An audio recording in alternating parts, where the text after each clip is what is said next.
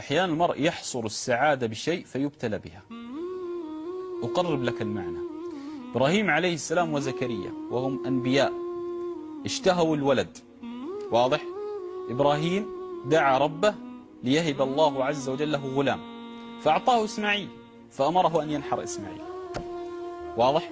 هذا لا تحصر السعادة بشيء. زكريا عليه السلام دعا ربه أن يرزقه غلام، فرزقه غلام، ومن الذي سماه؟ الله، سماه يحيى، فقتل أمام عينه.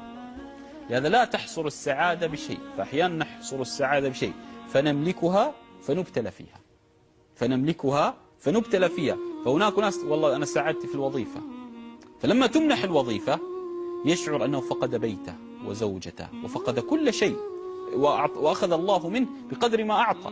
لا، إذن السعادة الحقيقية فقط بمسألة واحدة، القرب من الله. ولو كنت مذنبا عاص استغفر واقترب من الله.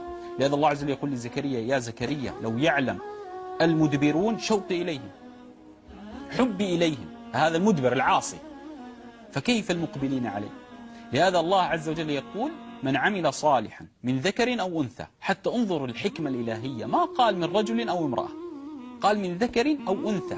لماذا قال حتى الرجل، يعني الطفل لو عمل صالحا، فناسب كل الأعمار. لو قال من رجل لقلنا البالغ، لا، حتى الله لا يضيع أعمال الأطفال. من عمل صالحا من ذكر أو أنثى قال وهو مؤمن. إذن هي السعادة، فلنحيينه حياة طيبة، ما قال سعيدة. ما معنى لماذا قال طيبة وما قال سعيدة؟ لأنه ربما الحياة الطيبة أن ترضى بقضاء الله وقدره، لأنه ربما يصيبك الحزن. بمعنى آخر، أنت مؤمن وتعمل صالح يصيبك الحزن، لكن تطيب النفس ويوفقك جل وعز أن ترضى بقضاء الله. لهذا لو قال من عمل صالحا من ذكر أو أنثى فلنحيينه حياة سعيدة، لنعلم أن المؤمن لا يحزن أبدا، وهذا منافي لسنن الكون. فالله عز وجل قال لا، حياة طيبة. لماذا؟ أنت لا ستحزن لكن سترضى حتى بالحزن لأنه من الله، واضح؟ لهذا لا تحصر السعادة بمقصور عقلك، لا تحصر السعادة. لهذا انظر في القرآن من أوله لآخره واعلم أن كل شيء حصرت فيه السعادة. انظر كيف ختم الله عز وجل به الخطاب. حتى أقرب لك المعنى وتبحث جيدا.